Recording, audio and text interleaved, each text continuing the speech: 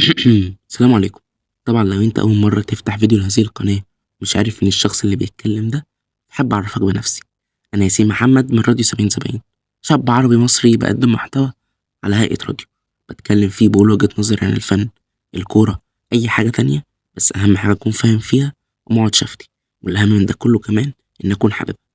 بس كده، يلا بينا نخش على الحلقة على طول ونسمي الله.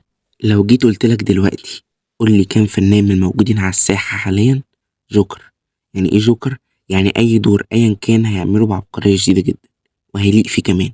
دور اول بقى، دور تاني، دور كوميدي، دور درامي، حتى لو ضيف شرف. ها بقى، طلعت كام؟ مش هتكمل 5 على بعض يا معلم. ده راجع لاننا منكتشفش مواهب جديدة، كلها بقت دايرة واسطة. عندك مثلا لما اكتشفنا موهبة زي طه دسوقي، الراجل في سنتين عمل دوره في مسلسل الصفارة ودوره في حالة خاصة. ارجع ليهم وهتعرف يعني ايه ممثل جوكر. المهم بقى، تعالى اسألك السؤال بطريقة تانية. مين هو جوكر السينما المصرية؟ حسن حسني، خالد الصاوي، فتحي عبد الوهاب،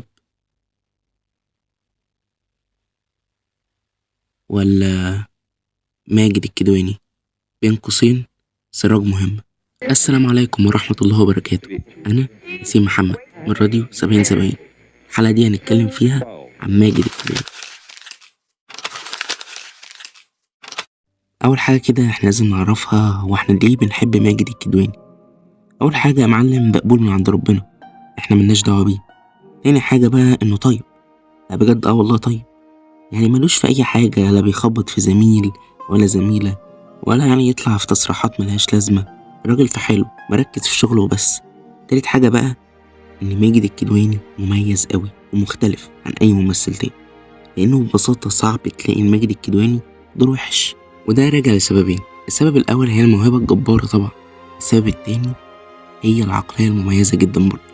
يعني مثلا على سبيل المثال، ماجد الكدواني عمل فيلم في 2004 من بطولته مطلقة اسمه جاي في السريع. طبعا الفيلم نزل فشل ذريع. ماجد الكدواني بعديها شال موضوع البطولة المطلقة ده من دماغه، ما أصرش عليه، ما قالش ليه ما عملش فيلم تاني وتالت ورابع. زي مثلا الناس، عملت دور واحد عجب الناس، خلاص كل سنة بطولة حتى لو هفشل، وضيع نفسي وضيع موهبتي، لا مؤاخذة يا نقيب. المهم بقى بعد كده ماجد الكدواني بقى يعمل أي دور، المهم يكون الورق كويس. دوره أول فيه بقى، دوره تاني، دوره عاشر، ضيف شرف حتى، زي ما شفنا في مسلسل تحت السيطرة، اللي بالمناسبة المشهد ده يستحق الأوسكار. ماجد الكدواني أبدع فيه، خلاني أنا كطفل عندي 11 سنة أتأثر وأعيط من كتر جبروت تمثيله. المهم ماجد الكدواني فضل على الحال ده لحد ما عمل مسلسل موضوع عائلي، بطولته المطلقة، خلى البطولة هي اللي تجري وراه مش هو اللي يجري وراه. تخيل معايا الفرق بين فيلم جاي في السريع ومسلسل موضوع عائلي. أكتر من 15 سنة عمل فيهم كل الأدوار اللي ممكن تيجي على بالك بإبداع شديد جدا. ماجد الكدواني تحسه بيحب التمثيل من أجل التمثيل، مش من أجل اللي هو يبقى بطل. معندوش مشكلة يبقى دور تاني عادي أو دور عاشر، المهم دوره ده يكون مؤثر في العمل. يعني مثلا بعد المسلسل موضوع عائلي، بعد النجاح اللي حصل للمسلسل، الراجل بعديها بسنة يعمل دور تاني مع أحمد عز في فيلم الجريمة. كالعادة بيبدع في دور، مش مشكلة بقى أبقى دور أول أو دور تاني زي ما قلتلك، المهم أكون مؤثر في العمل. عشان كده ماجد الكدواني هو جوكر السينما المصرية. بس كده يا معلم، حلقتنا خلصت، أتمنى تكون عجبتك، وإن شاء الله أشوفك في حلقات جديدة. ما تنساش بقى تظبط أخوك لايك، سبسكرايب، فولو على الانستا، شوف الحلقات القديمة كده يعني. وبفكرك بالله عليك ما تنساش اخواتنا في فلسطين والسودان بالضاعة والمقاطعة والتبرع. بس كده، كان معك ياسين محمد من راديو 70. مفيش أغرب ولا أجن من تصرفات البني آدم لما بيلاقي نص تاني.